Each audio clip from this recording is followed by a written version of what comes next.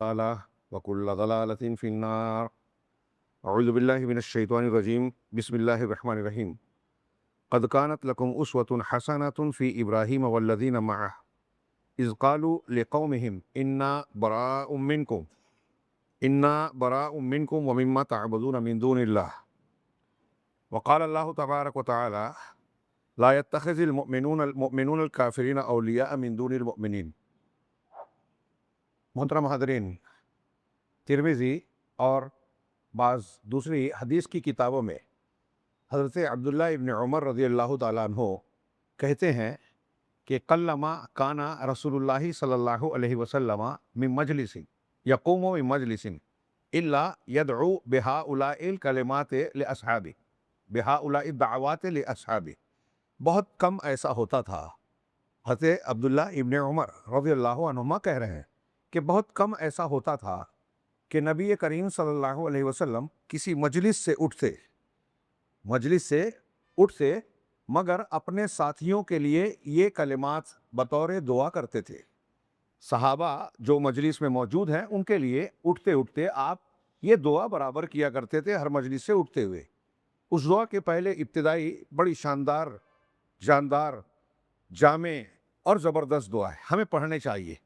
اللہ کے رسول صلی اللہ علیہ وسلم نے وہ دعا جو الفاظ کہتے تھے، کہا اللہم اقسم لنا من خشیتک ما یحول بیننا و بین معاصیک. اے اللہ، ہمارے لیے اپنی خشیت ہم اس کا ترجمہ کرتے ہیں ڈر. عربی میں خشیت بھی ڈر کے لیے ہے، خوف بھی ہے، خشوع بھی ہے، تینوں میں فرق ہے. خوف عام ڈر کو کہتے ہیں جو فطری بھی ہو سکتا ہے. خشیت ایسے ڈر کو جس کے اندر تعظیم بھی ہو. اور یہ اہل علم کا خاصہ ہوتا ہے، جو اللہ کو، دین کو، آخرت کو جتنا جانے گا اللہ سے اتنا ڈرے گا. انما یخشی اللہ من عبادہ العلماء. اللہ سے اس کے عالم بندے ہی ڈرتے ہیں. یہاں خشیت کا لفظ یخشا، جو جتنا عالم ہوگا. تو کہتے ہیں کہ یہ خوف عام لوگوں کا کام ہے اور خشیت اہل علم کا. اہل علم سے مراد صرف ڈگری والے نہیں، جو اللہ کے بارے میں جتنی جانکاری رکھے گا، علم رکھے گا، اللہ کا خوف تعظیم کے ساتھ، اجلال کے ساتھ اتنا زیادہ اس کے دل میں ہوگا. خشوع کہتے ہیں ایسے ڈر کو کہ اللہ کا حکم آئے اور بندہ اس کے سامنے جھک جائے، اپنی رائے سے، فکر سے، کسی اور چیز سے معارضہ نہ کرے. جیسے آج کل عام ہے کہ یہ بات سمجھ میں نہیں آتی، یہ ہمارے دماغ میں نہیں آتی، ایسی کسی بات کے بغیر اللہ کے حکم کو مان لے، یہ خشوع ہے. بہرحال یہاں اللہ کے رسول صلی اللہ علیہ وسلم دعا کر رہے ہیں کہ اللہم اقسم لنا من خشیتک ما یحول بیننا و بین معاصیک. اے اللہ، ہمیں اپنی خشیت کا اتنا حصہ دے جو ہمارے اور تیری معصیت کے درمیان رکاوٹ بن جائے. یعنی ہمارے دل میں ایسا ڈر ہو کہ جب ہم کوئی گناہ کرنے کا ارادہ کریں تو وہ ڈر ہمیں روک دے. تیری اور تیری معصیت کے اور ہمارے درمیان رکاوٹ بن جائے، گناہ کا ارتکاب ہم نہ کریں. وَمِنَ الطَّاعَةِ مَا تُبَلِّغُنَا بِهِ جَنَّتَكَ. اور ایسی اطاعت کا جذبہ دے. یہ اطاعت کا جذبہ اللہ کی محبت سے آتا ہے. ایسی اطاعت دے جو ہمیں، جس کے ذریعے تو ہمیں اپنی جنت تک پہنچا دے. مَا تُبَلِّغُنَا بِهِ جَنَّتَكَ. وَمِنَ الْيَقِينِ. اور ایسا یقین دے، وہ یقین دے مَا تُهَوِّنُ بِهِ عَلَيْنَا مَصَائِبَ الدُّنْيَا. جس کے ذریعے سے تو ہم پر دنیا کی مصیبتوں کو آسان کر دے. انہی 3 جملوں پر غور کیجئے. اس کا مطلب یہ ہے کہ جب اللہ کی خشیت ہوگی حقیقت میں تو بندہ گناہ سے رکے گا. جب اللہ کی محبت اور اطاعت ہوگی جنت میں پہنچے گا. جب یقین ہوگا دل میں تو دنیا میں آنے والی تکالیف، پریشانیاں، مصیبتیں آسان ہو جائے گی. آدمی ان کا سامنا کرنے کے لیے اپنے اندر حوصلہ پائے گا، صبر، ضبط اور قناعت کا جذبہ اس کے اندر موجود ہوگا، اللہ پر توکل کرے گا. میں نے تمہیداً یہ عرض کیا. ایک اور دعا ہے سنن نسائی کی صحیح روایت میں، لمبی دعا ہے، اس کے بیچ میں ہے وَأَسْأَلُكَ اللَّهُمَّ خَشِيَّتَكَ فِي الْغَيْبِ وَالشَّهَادَةِ. کہ اے اللہ، میں تجھ سے سوال کرتا ہوں اور سوال کرتا ہوں اے اللہ تیری خشیت کا، کھلے میں بھی چھپے میں بھی. یعنی لوگوں کے بیچ میں جب سامنے ہیں، ہمارے ہاں سب لوگ جب مسجد میں ہیں، لوگوں کے درمیان ہیں تو بڑے نیک، پارسا، دیندار بن جاتے ہیں. لیکن تنہائی ملتی ہے، گناہ کا موقع ملتا ہے تو پھر چوکتے نہیں ہیں. کچھ لوگوں نے کہا کہ آج نیک انسان وہ ہے جس کو برائی کرنے کا موقع نہیں مل رہا ہے. موقع ملے تو پھر کوئی نیک نہیں ہے. ایسا کلی طور سے ہم نہیں کہہ سکتے، لیکن اکثریت کا معاملہ یہ ہے۔ کیوں ہے یہ؟ کیا معلومات کی کمی ہے؟ شریعت اور دین کے احکامات کو نہیں جانتے؟ اگر آپ سوشل میڈیا دیکھیں، مجلسوں میں بیٹھے تو لگتا ہے بعض مرتبہ کہ عام آدمی علماء سے زیادہ جانتا ہے۔ اہل علم کے باتوں میں تنقید کرنا، نکالنا، کیڑے نکالنا بہت آسان ہے۔ تو معلومات کی کمی نہیں ہے، لیکن کیا یہ معلومات ہم کو اور آپ کو اچھا انسان، اچھا مسلمان اور جن باتوں کا ہم تذکرہ کرتے ہیں اس پر عمل کرنے والا بنا رہی ہے؟ ابھی جو ایام چل رہے ہیں اس کی فضیلتیں سب جانتے ہیں، واٹس ایپ پہ اور اس پہ خوب آ رہا ہے۔ یہ 10 دن ایسے فضیلت والے ہیں کہ اس کے مقابلے میں سال کا کوئی بھی دن نہیں ہے۔ رمضان کے آخری عشرے کی راتیں سب سے افضل ہے، اور عشرہ ذی الحجہ کے ذی الحجہ کا پہلے عشرے کے دن سب سے افضل ہے۔ اہل علم نے تحقیقاً یہ کہا کہ یہ دن سب سے زیادہ افضل ہیں۔ اس میں یوم النحر ہے، یوم عرفہ ہے۔ ہاں، ان 9 دنوں تک اللہ کے رسول ہم روزہ رکھتے تھے۔ 9ویں تاریخ کا روزہ جو عرفہ کا دن کا روزہ ہے وہ 1 سال کے گناہوں کی معافی کا ذریعہ ہے۔ قربانی کی تیاری ہوتی ہے، سیدنا ابراہیم کا تذکرہ ہوتا ہے، حج اور حاجیوں کا اور حج کے مقامات کا، اعمال کا ذکر ہوتا ہے۔ یہ سارے معلومات ہم کو بہت ہے، لیکن حضرت ابراہیم علیہ السلام کی زندگی کو بار بار ہم دہراتے ہیں۔ سننے والے سمجھتے ہیں کہ مولانا لوگ تو وہی بات کہتے ہیں۔ ہاں، وہی بات کہنے کا اللہ نے حکم دیا ہے۔ ہر سال ہماری زندگی میں عید الاضحیٰ رکھا ہے، قربانی رکھی ہے، حج رکھا ہے، تاکہ ہم اس کا تذکرہ دہراتے رہیں۔ کیوں؟ اس کا مطلب یہ ہے کہ سیدنا ابراہیم کا اسوہ آپ کی زندگی، آپ کی ملت، ہماری اور آپ کی ضرورت ہے، روزمرہ کی زندگی میں ضرورت ہے۔ پڑھیے قرآن مجید میں 69 مرتبہ حضرت ابراہیم کا تذکرہ ہے، ایسے ہی نہیں ہے۔ اللہ تبارک و تعالیٰ کسی چیز کا 1 مرتبہ اپنے کلام مجید میں ذکر کرے، اس کی اہمیت و افادیت کے لیے کافی ہے۔ یہاں 69 مرتبہ تذکرہ ہے، احادیث میں اور زیادہ۔ اور ایسی شخصیت جن کو کہا کہ وہ رحمان کے خلیل ہیں، قانت ہیں، امت ہیں، اور ملت ابراہیمی کی پیروی کرنے کا نبی صلی اللہ علیہ وسلم کو حکم دیا گیا، ثم اوحینا الیک ان اتبع ملت ابراہیم حنیفا۔ ہم نے آپ کی طرف وہی کی کہ ملت ابراہیمی کی اتباع کیجئے، یکسو ہو کر، سارے شرکیات سے کٹ کر، تعلقات سے کٹ کر، صرف اللہ کی طرف بندگی کا تعلق قائم ہو۔ یہی ہے توحید، یہی ہے ملت ابراہیمی کی بنیاد، جڑ، خلاصہ، نچوڑ۔ اب ہم کو معلوم ہے، یہ معلوم ہے کہ عید الاضحیٰ کا یہ مقام ہے، حضرت ابراہیم کا کیا نمونہ ہے، سیرت ہے آپ کی، تاریخ ہے، آپ کے اعمال کیا تھے، لیکن اس کا کچھ عکس، کچھ پرسنٹ، 2-4% بھی ہماری زندگیوں میں نظر آتا ہے؟ نہیں دکھتا۔ کیا فرق ہے؟ آج ہمارا حال یہ ہے، تھوڑا سا عمل کرتے ہیں اور امیدیں باندھتے ہیں، ارے ہم پار ہو جائیں گے، ہم تو قرآن حدیث کو ماننے والے ہیں، جنت ہمارے ہی لیے ہے۔ ہاں، اور ہم دیکھتے ہیں سیدنا ابراہیم کو، وہ دعا مانگ رہے ہیں، ہم سوچتے ہیں کہ ہم شرک نہیں کرتے، ہم بدعت نہیں کرتے، ہم بہت اچھے ہیں، نیک ہیں، پارسا ہیں، پہنچے ہوئے ہیں۔ سیدنا ابراہیم بتوں کو توڑنے والے، ہاں، امام الانبیاء، ہاں، امام الحنفاء، ابو الانبیاء، وہ دعا کر رہے ہیں، وَجْنُبْنِي وَبَنِيَّ أَن نَعْبُدَ الْأَصْنَامَ، سورہ ابراہیم میں پڑھیے کہ پروردگار مجھے اور میرے بیٹوں کو اس بات سے بچا کہ ہم بتوں کی پرستش کریں۔ آپ اور ہم کریں گے بتوں کی پوجا؟ سوچ سکتے ہیں؟ ہم نہیں کر سکتے، جن کا کوئی مقام، کہیں کچھ درجہ نہیں ہے۔ سیدنا ابراہیم پورے انبیاء اور رسولوں میں اللہ کے نبی صلی اللہ علیہ وسلم کے بعد سب سے اونچا درجہ، پہلا درجہ نبی کریم صلی اللہ علیہ وسلم کا، حضرت ابراہیم کا، اس کے بعد یہ جمہور علماء کا، اہل سنت کا عقیدہ ہے۔ سب سے اونچا درجہ، جن کو ہمارے لیے نمونہ بنائے، وہ دعا کر رہے ہیں کہ مجھے اور میرے بیٹوں کو اس بات سے بچا پروردگار کے بتوں کی پرستش کریں۔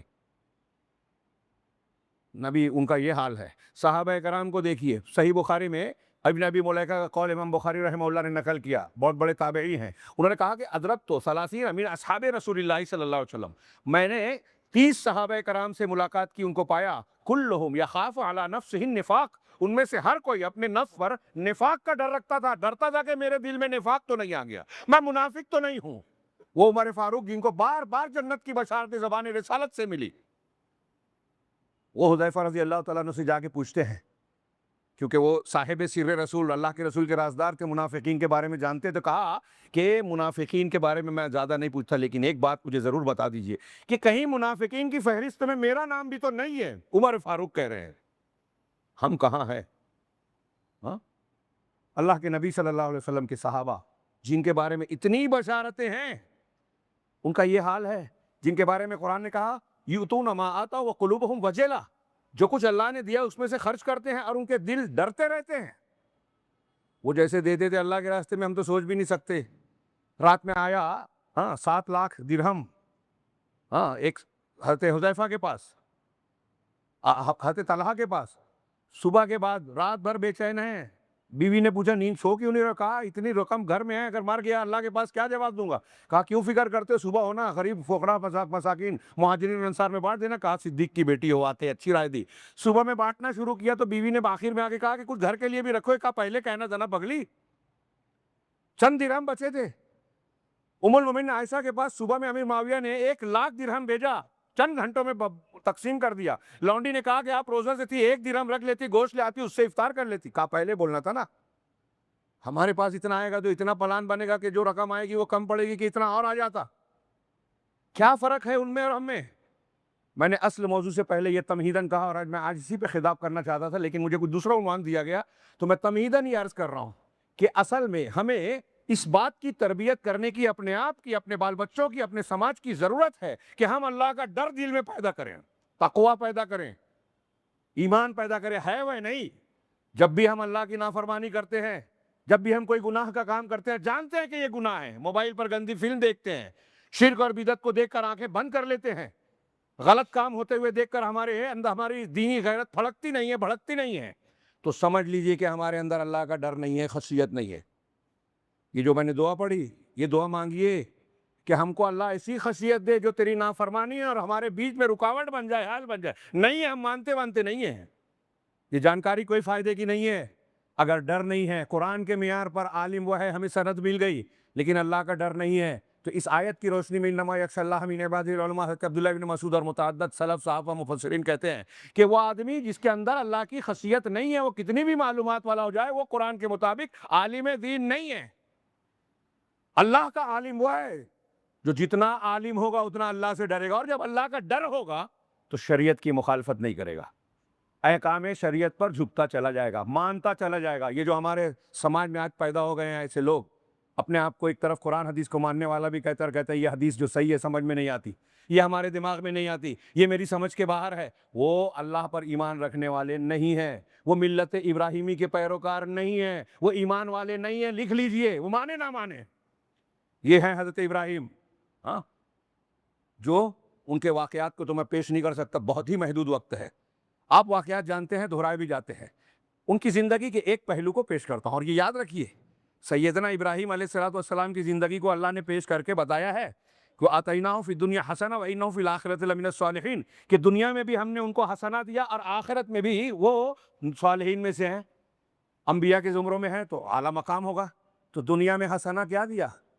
مشرک باپ کو گھر کو چھوڑا، وطن کو چھوڑا، انبیاء کی اولاد دے دی. آپ کو ہم کو کیا چاہیے؟ اچھی اولاد. ابراہیم کی زندگی میں دیکھیے اللہ نے اچھی اولاد دی. آپ کے ہماری زندگی میں کیا چاہیے کہ اللہ تعالیٰ ہماری عزتوں کی حفاظت کرے.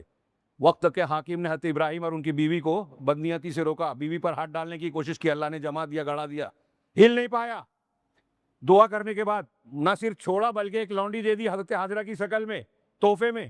اللہ نے عزت بچائی. ملت آپ کو عزت بچانا ہے. ابھی آج جدید دور کے حالات بتاتے ہیں کہ وہ یہ ہو گئے، وہ چاند پہ چلے گئے، ایسی ٹیکنالوجی ہے، فلاں اور فلاں ہے، گلوبل ویژن. مولوی صاحب توحید کی بات کرتے ہیں. ہاں، اسی توحید سے آپ کی میری حفاظت ہوگی، آپ کے اور میرے گھر کی حفاظت ہوگی، دنیا اور آخرت سمجھے گی، سنورے گی.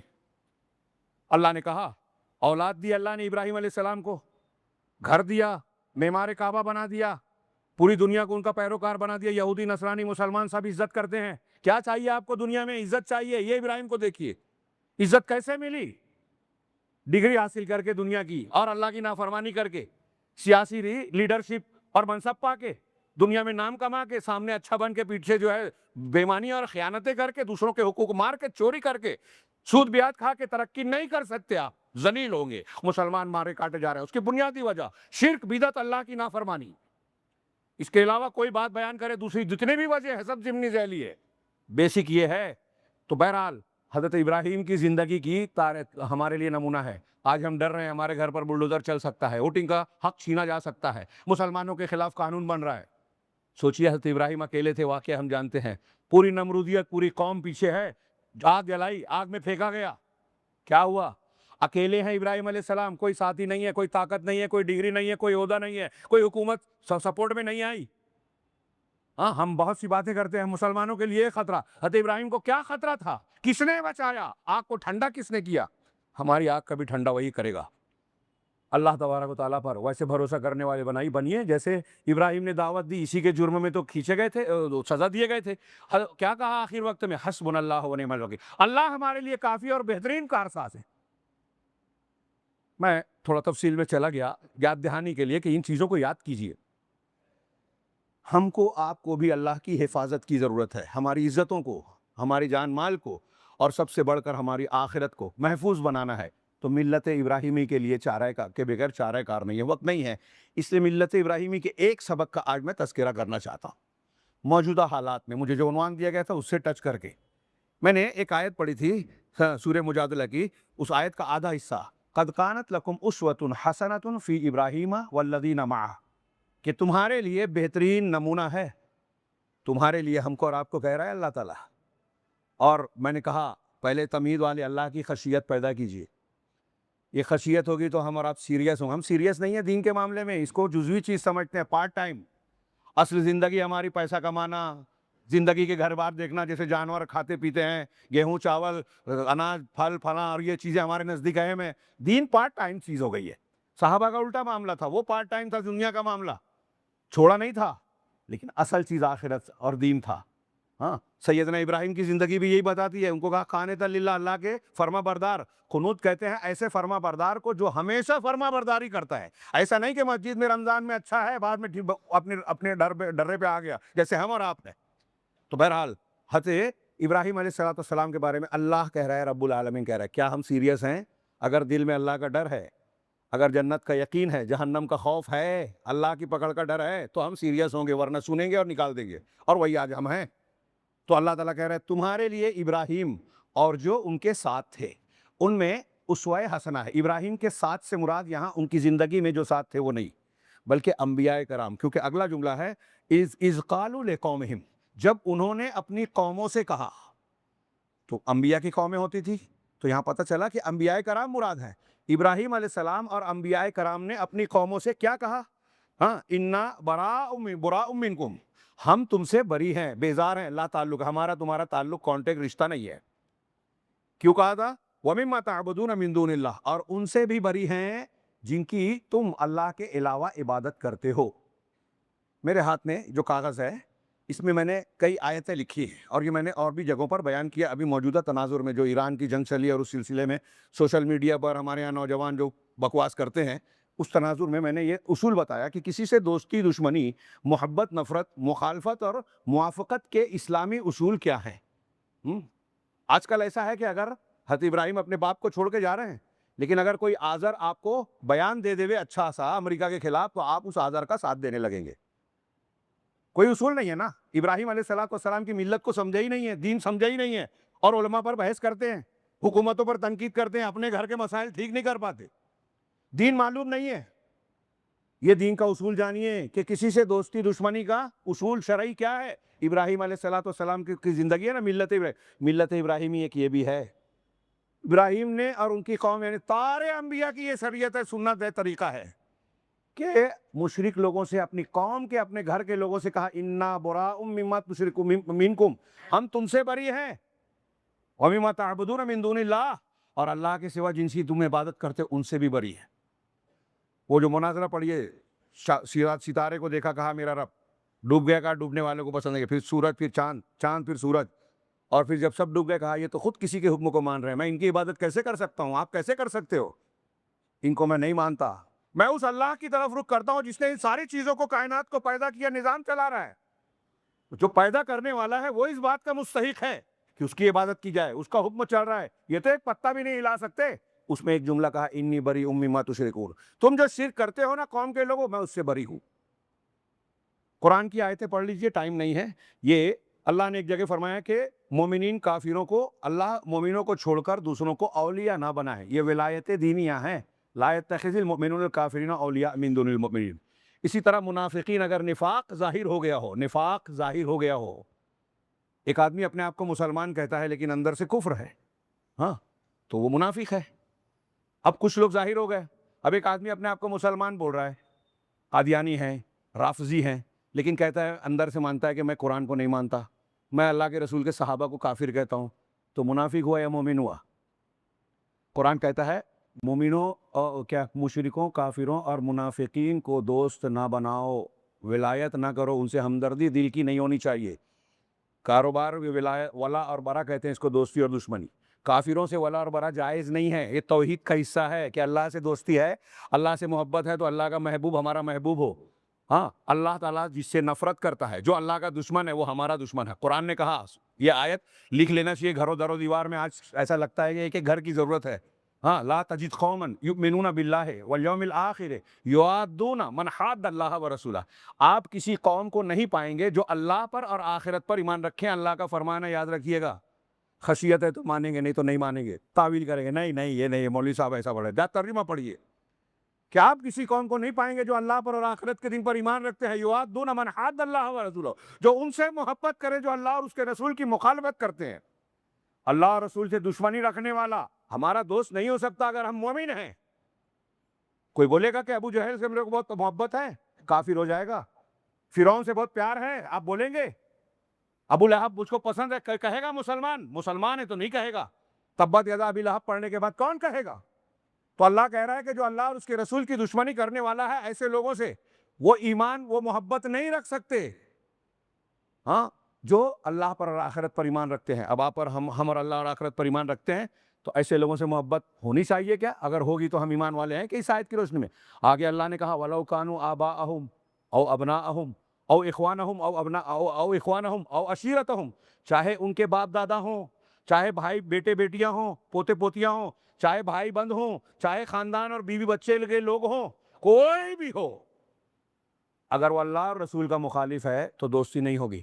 صحابہ کرام کو دیکھیے، میدان بدر میں ابو عبیدہ بن جراح نے اپنے باپ کے گردن کو مار دیا، سامنے آئے تھے۔ عمر فاروق نے اپنے سگے ماموں کو مارا۔ مصعب بن عمیر نے انصاری صحابی سے کہا اپنے سگے بھائی کے بارے میں، عمیر بن حبیب بن عمیر، اس کو اچھی طرح باندھو، اس کی ماں بہت مالدار ہے، اچھا فدیہ ملے گا۔ بھائی نے کہا کہ تم میرے بھائی ہوتے ہوئے ایسا میرے بارے میں کہا، تم میرے بھائی نہیں ہو، اس وقت یہ انصاری میرا بھائی ہے، یہ ایمان والا ہے، تم کافر ہو۔ ایسے کتنی مثالیں دوں اور کتنی قرآن کی آیتیں پڑھیں؟ قرآن کی کئی آیتیں اور بھی ہیں۔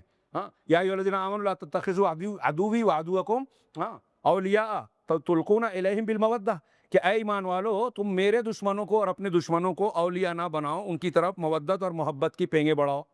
ہاں، یہ اللہ کا فرمان ہے۔ ایسی اور بھی کئی آیتیں ہیں، ٹائم نہیں ہے، اس لیے اس اصول کا تذکرہ کرنے کے بعد میں نے یہ ذکر کیا، اور یہ حضرت ابراہیم علیہ السلام کی زندگی میں ہے۔ حضرت ابراہیم علیہ السلام نے جب اپنے باپ کو دعوت دی، ہاں، سورہ مریم میں پڑھیے، بہترین تقریر، ابھی میں نے کئی جگہ یہ بیان کیا، آکوٹ میں تقریر کی تھی اس پر، یا ابتی کہہ کے پکارا، ابا جان ابا جان ابا جان۔ شرک کی دعوت، اگر شرک کوئی کر رہا ہے تو توحید کی دعوت دینا فرض ہے، باپ کو بھی۔ آپ بیٹے ہیں تب بھی عزت کے ساتھ دائرے میں رہ کے باپ کو سمجھانا ہے۔ باپ ہے تو ماں باپ کا حق مشرک ہوتے ہوئے بھی خدمت کا ہے، دوسرے ہیں تو یہ حق نہیں رہے گا۔ حسن سلوک دنیا میں کرنا ہے، شرک میں نہیں۔ تو ان کو سمجھانا ہے، سمجھایا اور کہا کہ میرے پاس علم آیا ہے، میری بات مانو۔ تو چھوٹا بھی ہے تو علم کی بات مانی جائے، بڑے کی تقلید نہیں کرنا ہے۔ اگر حضرت ابراہیم تقلید جائز ہوتی تو حضرت ابراہیم علیہ السلام کو آذر کے دین پہ رہنا چاہیے تھا۔ اقلیت اور اکثریت اصول نہیں ہے۔ اس واقعے میں ملت ابراہیمی ہر سال عید الاضحیٰ پہ پڑھتے ہیں ہم، لیکن لوگ مانتے نہیں ہیں۔ دیکھتے ہیں لوگ جو کر رہے ہیں میں بھی کروں گا۔ حضرت ابراہیم اگر وہی کرتے تو قوم کے دین پر ہوتے، لیکن اکیلے کھڑے ہیں پوری قوم کے سامنے، بادشاہت کے سامنے مناظرے کر رہے ہیں، مقابلہ کر رہے ہیں، ڈر نہیں رہے ہیں۔ اللہ کی توحید ہے تو بہادر ہوگا آدمی، بے نیاز ہوگا۔ اپنے باپ کو دعوت دی اور کہا کہ میں تم سے بری ہوں۔ باپ نے کہا نکل جا میرے گھر سے، اگر کچھ تم نے ہمارے معبودوں کو چھوڑا تو میں رجم کر دوں گا، ایک لمبی مدت کے لیے گھر سے نکل جا۔ تو حضرت ابراہیم نے کیا کہا؟ پڑھیے سورہ مریم اور دوسری جگہ کہ ٹھیک ہے میں جا رہا ہوں، ہاں، لیکن میں آپ کے لیے مغفرت کی دعا کروں گا۔ سورہ توبہ میں اللہ نے ارشاد فرمایا کہ وَمَا كَانَ اسْتِغْفَارُ إِبْرَاهِيمَ لِأَبِيهِ إِلَّا عَن مَّوْعِدَةٍ وَعَدَهَا إِيَّاهُ، کہ ابراہیم کا استغفار کرنا اپنے باپ کے لیے ایک وعدے کی وجہ سے تھا جو انہوں نے کیا تھا۔ ہاں، وعدہ کیا تھا کہ میں آپ کے لیے دعا کروں گا تو کچھ دن کیا۔ فلما، آگے قرآن کہہ رہا ہے سورہ توبہ، فلما تبین لہ انہ عدو للہ، جب ابراہیم کے سامنے یہ بات کھل گئی، واضح ہو گئی کہ وہ اللہ کے دشمن ہیں، سگا باپ دشمن ہیں، تبرأ منہ، تو ان سے بری ہو گئے۔ سورہ توبہ ہی میں شروع میں اللہ نے کہا کہ اے ایمان والو، یا ایھا الذین آمنوا، اے ایمان والو، لا تتخذوا آباءکم و اخوانکم اولیاء من دون، اور کیا ہے، ان استحبوا الکفر علی الایمان، کہ اے ایمان والو اپنے باپ دادا کو اپنے بھائیوں کو اولیاء مت بناؤ اگر انہوں نے کفر کو اسلام کے مقابلے میں پسند کیا ہے. کافر ہے تو سگا بھائی اور سگے باپ کو بھی ولی نہیں بنانا ہے. قرآن کہہ رہا ہے. ابراہیم علیہ السلام کا عمل ہے, ملت ابراہیمی ہے, جن کا واقعہ ہم پڑھتے ہیں, جن کی سنت میں قربانی کرتے ہیں, لیکن ان کی بات ماننے کو تیار نہیں ہے. ان کا طریقہ نہیں مانتے. وہ شرک دیکھ کر چپ نہیں رہتے تھے, ہم چپ رہتے ہیں. وہ شرک دیکھ کر ہمارے ارد گرد کتنی شرکیات ہو رہی ہیں. وہ بتوں کو پوجتے تھے, ہمارے یہاں مزارات کی پوجا ہو رہی ہے, شخصیات کی پوجا ہو رہی ہے. ہاں, متبرکات بنا لیا کہ اس سے یہ بن جائے گا, اس سے وہ ہو جائے گا. لوگ جادو ٹونا اور نہ جانے کیا کیا مان رہے ہیں. فلاں کے پاس جائیں تو وہ ایسا کر دیں گے تو ہمارے فلاں مسئلے حل ہو جائیں گے, مشکل آسان ہو جائے گی. ہے کہ نہیں ہمارے سماج میں؟ اس سے ہم لڑنے کی طاقت نہیں رکھتے, آنکھ بند کر لیتے ہیں. ابراہیم علیہ السلام اور علماء پر تنقید کرتے ہیں, اور جو شرک سے لڑتا ہے اس کو دیکھ کر چھوڑ کر وہ بات کرتے ہیں جو کر نہیں سکتے, جو ہمارے جس کے مکلف نہیں ہے. فضولیات کی بحث میں ہمارے نوجوان ابھی ختم ہو, کوئی عالم آتا ہے تو جو سوال کرتے ہیں ایسا جس سے ان کا تعلق ہی نہیں ہے, جس کا تعلق حکومتوں سے. پوری دنیا کا ایک چاند ہوگا کہ نہیں ہوگا؟ آج کیا موقف اختیار کرنا چاہیے عالمی سطح پر؟ جنگ ہو رہی ہے, آپ کر لیں گے تو کیا کر لیں گے؟ فلاں کو ایسا نہیں کرنا تھا, سعودی عرب کو یہ نہیں کرنا تھا, کویت کو یہ نہیں کرنا تھا, کیا حالات ہیں. اگر میں بولوں کہ آپ کے گھر میں آپ نے یہ کیا, آپ کے گھر میں ہی نہیں, تو بولیں گے مولانا صاحب میرے گھر میں کیا چل رہا ہے آپ کو پتہ نہیں ہے, اس لیے آپ ایسا بول رہے ہیں. آپ کے گھر کی بات کے بارے میں آپ جانتے ہیں کہ کچھ مسائل ہیں باہر کے لوگ نہیں جانتے, اس لیے کچھ تبصرہ کر دیتے ہیں. تو حکومتوں کے بارے میں پتہ ہے کہ حقائق کیا ہیں, کس بات سے وہ مجبور ہیں, کون سی ان کی مجبوریاں ہیں, حقائق کیا ہیں, تبصرہ شروع کر دیتے ہیں اور اس میں دماغ لگاتے ہیں. جو آپ کو ہم کو کرنا ہے کر سکتے, نہیں کرتے. یہ کرنا ہے یہ کر سکتے ہیں. تو میں اس تناظر میں یہ اصول جاننے کے بعد, صرف 5-7 منٹ بچا ہے, ان اصولوں کے بعد میں ایک چیز پیش کرنا چاہتا ہوں کہ آج ایک جنگ چھڑی. اسرائیل امریکہ نے ایران پر حملہ کیا اور پھر رد عمل میں جو کچھ ہوا.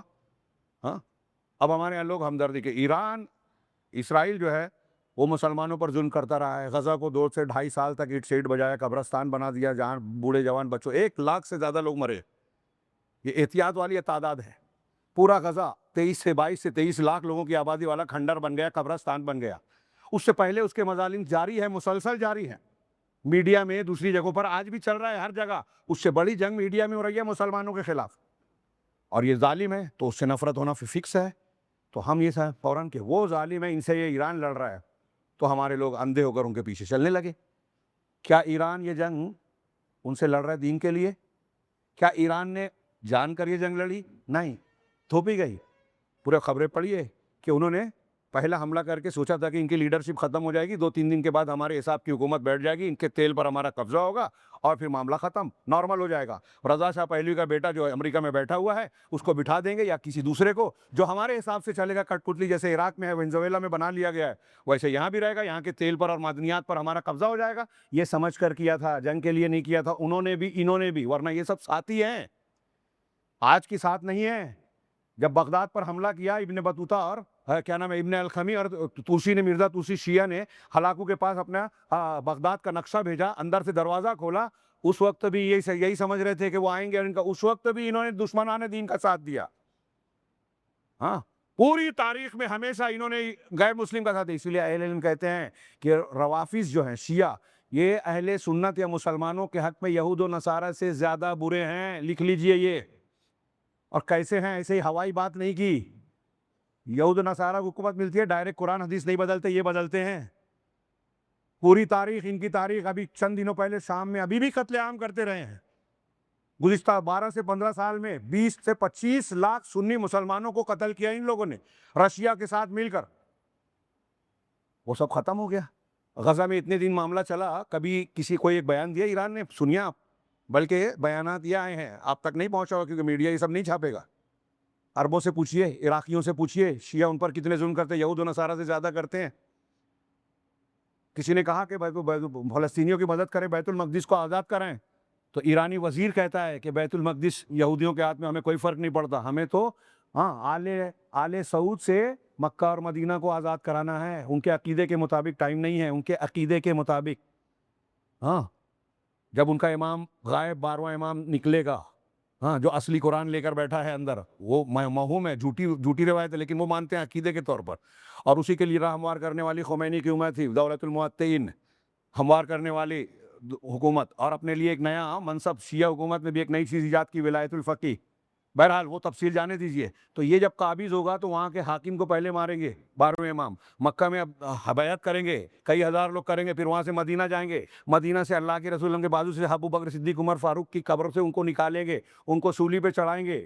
جتنے ان کے ماننے والے ان کو سولی پہ چڑھائیں گے. حضرت عائشہ کو ان کی قبر سے نکال کر لائیں گے اور ان پر رجم کی سزا کا نفاذ کریں گے, اس لیے کہ نعوذ باللہ یہ شیعہ کہتے ہیں کہ وہ بدکار تھی, ان کو رجم کی سزا دینا ضروری تھا, وہ مرتد ہو گئی تھی. ایسے اقوال بھرے پڑے ہیں ان کی کتابوں میں. اب ہمارے ہاں لوگ سوال کریں گے, ارے مولوی لوگ کہہ رہے ہیں, علماء کہہ رہے ہیں, کتنی جہالت اور کتنی سادگی ہے. ارے وہ لائے تو پڑھتے ہیں نا. امریکہ کا ساتھ دیں گے, اسرائیل کا ساتھ دیں گے یا ان کا دیں گے؟ دونوں کا نہیں دیں گے. یوکرین اور رشیا کی جو حکومت ہو رہی ہے, کس کا ساتھ دیتے ہیں ہم؟ میں ذرا تیز بول رہا ہوں ٹائم بچانے کے لیے. کس کا ساتھ دیں گے؟ اللہ نے 2 ظالموں کو لڑا دیا ہے. دعا کیجئے کہ اللہ تعالیٰ اہل سنت کو, علماء اہل اسلام کی حفاظت فرمائے. پھر اس میں بھی کچھ فتنے جڑے ہوئے ہیں. اسرائیل سے زیادہ اس نے سنی ملکوں پر حملے کیے ہیں. دعوت کے کام کو جو لوگ جو بڑھا رہے ہیں, مدد کر رہے ہیں, چاہے ان کے یہاں خرابیاں ہوں, جہاں توحید ہے ان کو نقصان پہنچانا, تاکہ پوری دنیا میں جو مساجد, مدارس, علماء کی تیاری, دعوت و تبلیغ کے کام چل رہے ہیں وہ رک جائے. قرآن کا بٹنا بند ہو جائے جو یورپ میں بڑھ رہا ہے. امریکہ یورپ میں اسلام ایسے ہی نہیں پھیل رہا ہے. سعودی عرب, کویت کے مبلغین وہاں کام کر رہے ہیں. روزانہ لوگ مسلمان ہو رہے ہیں. عورتوں میں اور کالے سیاہ فام لوگوں میں وہ تیز ہے پھیلنے کی رفتار. میں یہ صرف یہ بتا رہا ہوں, یہ جو اصول ہم نے گنا کہ جو منافق ہیں, جو کافر ہیں, جو مشرک ہیں, ان کو دوست نہ بناؤ. یہ 1-2 حوالہ. ہاں, سب سے پہلا علامہ احسان علیہ ظہیر کی کتاب الشیعہ والقرآن پڑھیے. اس میں انہوں نے بہت سے اقوال نقل کیے. میں 1-2 قول پیش کر رہا ہوں. پہلے امام حافظ ابن حزم ظاہری یہ کہتے ہیں, حوالے وغیرہ سب ہیں, ٹائم نہیں ہے. کہہ رہے ہیں کہ وَمِن قول الامامیۃ کلھا قدیما وحدیثا ان القرآن مبدل زید فیہ ما لیس منہ ونقص منہ کثیر وبدل منہ کثیر. الملل والنحل کا حوالہ ہے, صفحہ نمبر وغیرہ سب ہے, جلد. کہا کہ پرانے اور نئے جتنے امامیہ ہیں, اثنا عشری جن کی حکومت ہے ایران میں, اثنا عشری 12 امام کو شیعوں میں بہت سے فرقے ہیں, کچھ ایسے ہیں جو حضرت علی کو اللہ مانتے ہیں, نصیری, تو یہ بھی اثنا عشری ہیں. تو کہہ رہے ہیں کہ قدیم اور جدید جتنے بھی امامیہ ہیں ان سب کا یہ قول ہے. آپ کے سامنے انکار کریں گے, لیکن یہ متعدد ہے, ان کی امہات الکتب میں, بنیادی کتابوں میں لکھا ہوا ہے. ایک نہیں, ہزاروں روایتیں ہیں. تو کہتے ہیں کہ وہ کہتے ہیں ان القرآن مبدل, کہ قرآن تبدیل شدہ ہے. زید فیہ ما لیس منہ, جو قرآن میں نہیں ہے اس میں کچھ چیزیں بڑھا دی گئی. وَنُقِصَ مِنْهُ کثیر, کچھ چیزیں تو بڑھائی گئی ہے, اس سے بہت ساری چیزیں کم کر دی گئی ہیں. دوسری روایتوں میں کہ اہل بیت کے فضائل مناقب میں جتنا تھا, ابو بکر اور عثمان نے اور صحابہ نے اس کو حذف کروا دیا. سورہ احزاب سورہ بقرہ سے بڑی تھی. سورۃ الولایہ ایک مستقل سورہ تھی, ان کے یہاں چھپتی ہے, ان کی کتابوں میں چھپی ہوئی ہے. علامہ احسان علیہ ظہیر نے بھی نقل کیا ہے. ہاں, تو پوری ایک سورہ ولایہ غائب ہے جو ان کے یہاں چھپتی ہے, اس کا فوٹو کاپی چھاپا ہے, ایران میں چھپتی ہے آج بھی. تو کہا ان میں سے بہت زیادہ چیزوں کو کم کر دیا, وَبُدِّلَ مِنْهُ کَثِيرٌ, اور ان میں سے بہت ساری چیزوں کو بدل دیا گیا ہے. یہ علامہ ابن حزم کا ہے. 2-3 اور اقوال ہیں, میں ان کو چھوڑ کے, ان کی ایک کتاب کلینی کی کتاب ہے الکافی فی الاصول, یہ ان کی سب سے بنیادی کتاب مانی جاتی ہے. اور اس کی کلینی کی تعریف آپ پڑھیں گے تو بہت جو ہے لمبی چوڑی اس کی تعریفات نظر آئے گی. وہ اپنی کتاب کافی کلینی میں جلد دوم صفحہ 634 میں کہتا ہے کہ ان القرآن الذی جاء بہ جبرائیل علیہ السلام, کہ وہ قرآن جس کو جبرائیل علیہ السلام لے کر آئے تھے الی محمد صلی اللہ علیہ وسلم, محمد صلی اللہ علیہ وسلم کی طرف, وہ 17,000 آیہ, وہ 17,000 آیتیں تھی. کیا کہہ رہا ہے؟ 17,000 آیتیں تھی. ابھی جو ہمارے سامنے قرآن ہے کتنا ہے؟ وہ 6,263 آیتیں. کچھ لوگ ایک آدھ آیت میں اختلاف کرتے تھے, 2-4 ادھر ادھر, جیسے بسم اللہ الرحمن الرحیم کو پہلا جوڑتے ہیں, سورہ فاتحہ میں کچھ لوگ اس کو نہیں جوڑتے, تو اس طرف تھوڑا ایک آدھ کا فرق پڑے گا. تو 6,263 آیتیں ہیں. شیعہ کیا کہہ رہا ہے؟ یہ کلینی یہ کہہ رہا ہے کہ کل 17,000, مطلب جو قرآن آج ہمارے پاس ہے اس سے 2 پٹ اور زیادہ, 3/3 اگر کیا جائے 3 حصہ, تو اس میں سے ایک حصہ آج ہمارے سامنے ہے. یہ میں ایسے نہیں, ایک روایت میں نے پیش کی. میں نے کہا علامہ احسان علیہ ظہیر کہتے ہیں کہ ان کی جو بھی کتاب ہے, تفسیر کی کتاب, حدیث کی کتاب, عقیدے کی کتاب, فقہ کی کتاب, ہر کتاب میں آپ کو اس کا تذکرہ ملے گا کہ یہ قرآن اصلی قرآن نہیں ہے, بدلا ہوا ہے. آج کا شیعہ آپ کے سامنے جھوٹ بولے گا, تقیہ کرے گا, یہ بھی ان کا ایک عقیدہ ہے, دین کی اہم حصہ ہے. اور ان کی قمی اور کلینی میں لکھا ہوا ہے کہ ہر وہ شخص ہاں جب تک امام خارج نہیں ہو جاتے تقیہ دین میں قائم ہیں، اور جو تقیہ نہیں کرتا وہ امامیہ کے دین سے باہر ہے، اسلام سے باہر ہے، اس کو قتل کیا جا سکتا ہے۔ سب سے اہم مسئلہ امامت کا ہے دین شریعت میں۔ میرے پاس وہ حوالے ہیں، ٹائم نہیں ہے، کہ امامت جو ہے، اگر کوئی شخص امامت علی کو پہلے نہیں مانتا اور اس کو تقیہ کو نہیں مانتا تو وہ ایسے ہی ہے جیسے نماز روزے کو نہیں مانتا، نماز نہیں پڑھتا، نماز کا ترک کرنے والا، ہاں ویسے ہی ہے یہ شخص۔ اسی طریقے سے یہ میں نے ایک مسئلہ بتایا اور ایک حوالہ دیا، ٹائم پورا ہو گیا جو آخری تھا، صرف دو مسئلوں کا تذکرہ کر دوں۔ ایک ہے مسئلۃ البدا، بدا کا مسئلہ، ہاں ان کی کلینی اپنی کتاب میں کہتا ہے بدا کا ایک مستقل عنوان قائم کیا اور اس میں کئی روایتیں نقل کی، اس میں سے ایک ہے کہ میں نے رضا علی بن موسیٰ جو ان کے 8ویں امام ہیں ان کے عقیدے کے مطابق، وہ کہتے ہیں کہ ما بعث اللہ نبیا قط الا بتحریم الخمر وان یقر للہ بالبدا، یقر اور یقر، کہہ رہے ہیں کہ اللہ نے کسی بھی نبی کو کبھی نہیں بھیجا مگر ان کو جو تعلیم دی اس میں سے ہے ایک شراب کو حرام قرار دینا، اور دوسرا یہ کہ وہ اللہ کے لیے بدا کو ظاہر کرے، ثابت کرے۔ آج کے شیعہ علماء اس کی تعویل یہ کرتے ہیں کہ جیسے مسلمان سنی ناسخ و منسوخ مانتے ہیں، ہاں تو عمل میں شریعت سازی میں یہ بدا ہے کہ پہلے ایک حکم تھا بعد میں ہو گیا، لیکن اس بدا کا معنی عقیدہ اور اس کی جو مثالیں بیان کی ہے علماء نے کہ اللہ کو پہلے کچھ چیز معلوم تھی، بعد میں بعد کی ہونے والی چیزوں کا جو پہلے علم تھا بعد میں پتہ چلا کہ ایسا نہیں ہے۔ صحابہ کے بارے میں کہہ دیا قرآن میں کہ اللہ ان سے راضی ہوا، لیکن بعد میں پتہ چلا یہ تو مرتد ہو گئے۔ صرف اس میں بھی روایتیں ہیں، ٹائم نہیں ہے، میں صرف اشارہ کر رہا ہوں۔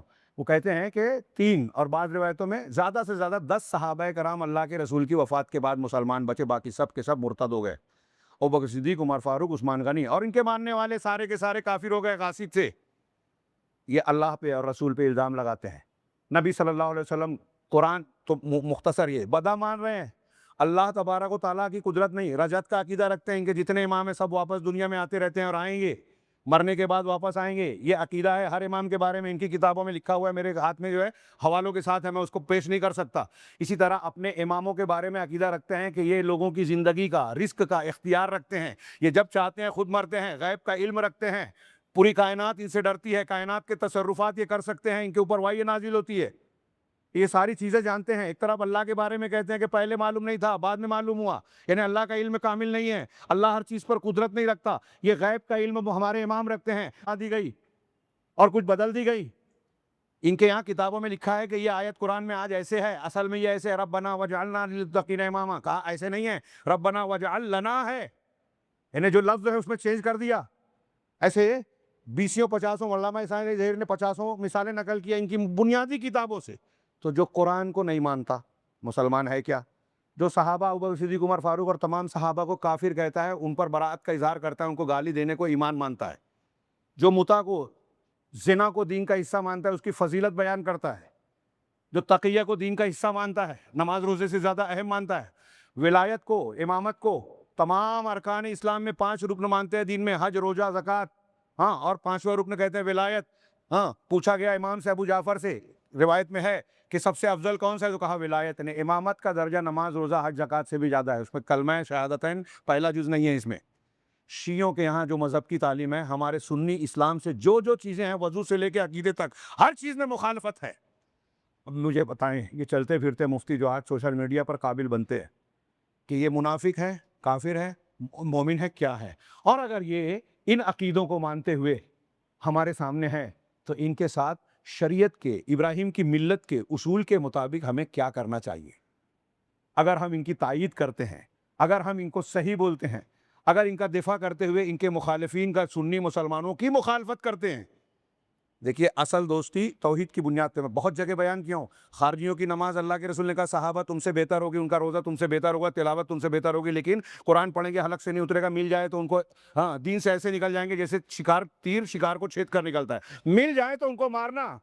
آج ہمارے یہاں لائک کر رہے ہیں، اللہ کے رسول نے کہا لائک نہیں کرنا، فالوور نہیں بننا، سبسکرائب نہیں کرنا، ایسے لوگوں کو مار دینا۔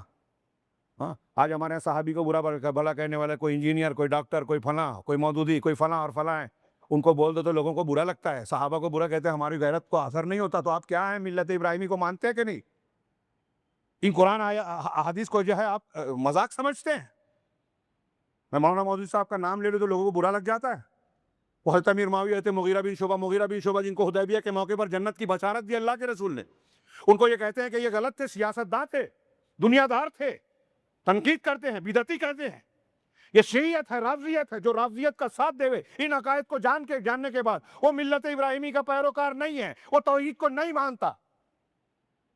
تو عید الاضحیٰ کے موقع پر ہم اپنے آپ کو پورا توحید والا بنائیں. نہیں ہے ہم لوگ اپنی زندگی کو کھنگالیں. اور میرے بھائیوں ضروری ہے یہ آج جو فتنے، جو مصیبتیں مسلمانوں کے گھر کا تعاقب کر رہی ہیں، جو پریشانیاں ہمارا پیچھا کر رہی ہیں، حکومتیں ہم کو کھلونا سمجھ رہی ہیں، لوگ استعمال کر رہے ہیں، مسلمان کاٹے مارے جا رہے ہیں، ان کے گھروں کو توڑا کاٹا جا رہا ہے، مسجدوں کو نشانہ بنایا جا رہا ہے، جائیدادیں پراپرٹیز جو ہے ہماری نشانہ بنائی جا رہی ہے. کچھ بھی کر لے نہیں بچیں گے اگر ہم نے اپنے آپ کو سدھارا نہیں، توحید پہ نہیں لایا. تو ملت ابراہیمی کے ان اسباق کو تازہ کیجئے، اپنی زندگی میں نافذ کیجئے، اور دین کو مذاق اور ہلکی چیز نہیں سمجھیے، اس کو سیکھیے، علماء سے سیکھیے. یہ گوگل العلوم کے جو چلتے پھرتے مفتیان آج سوشل میڈیا پہ قابلیت بتاتے ہیں، یہ گمراہ کر رہے ہیں. ان کے پیچھے مت جائیے، اپنے بچوں کو دیکھیے یہ کن کے پیچھے ہیں. علماء ربانیین کا ساتھ پکڑیے. کافی وقت زیادہ بڑھ گیا، میں اس کے لیے معذرت خواہ ہوں. میں سمجھتا ہوں کہ مقصود ظاہر ہو گیا ہے. ملت ابراہیمی عید الاضحیٰ اور حج کے موسم سے جو بار بار آتی ہے، یہ بار بار ہمارے ضروری اسباق کو دہرانے کے لیے آتی ہے. ہماری یہ ضرورت ہے دنیا کی بھی، آخرت کو سنوارنے کے بھی. اللہ رب العالمین سے دعا ہے کہ وہ ہمیں ملت ابراہیمی کو سمجھنے والا اور اس کی دل سے سچی پیروی کرنے والا بنائے، اور ہم کو بھی ایسی خشیت عطا فرمائے جو اللہ کی نافرمانی اور ہمارے بیچ میں رکاوٹ بن جائے. ہم کو ایسی اطاعت اور محبت کی توفیق دے کہ سیدنا ابراہیم کی طرح ہمارے دل میں بھی جذبہ ہو کہ جب اللہ جو حکم دے رہا ہے ہم مان لیں. ہاں، ہماری خواہشات کے گلے پر چھری چلانے کا، آج ہم قربانی کے جانور پر چھری چلانے والے. ہاں، اللہ جب کہے کہ خواہشات کے گلے پر چھری چلاؤ تو ہم اس کے لیے تیار ہوں. ہمارے دل میں ایک بات آ رہی ہے، قرآن حدیث کچھ اور کہہ رہی ہے، ہم اپنے دل کی بات چھوڑ کے سیدنا ابراہیم کو دیکھے کہ بیٹے سے، بیوی سے محبت ہے، اللہ کے حکم سے مکہ کی بیاب و گیاہ وادی میں اس وقت چھوڑا ہے، گردن پہ چھری چلا دی، گھر بار چھوڑ کے ہجرت کر لی.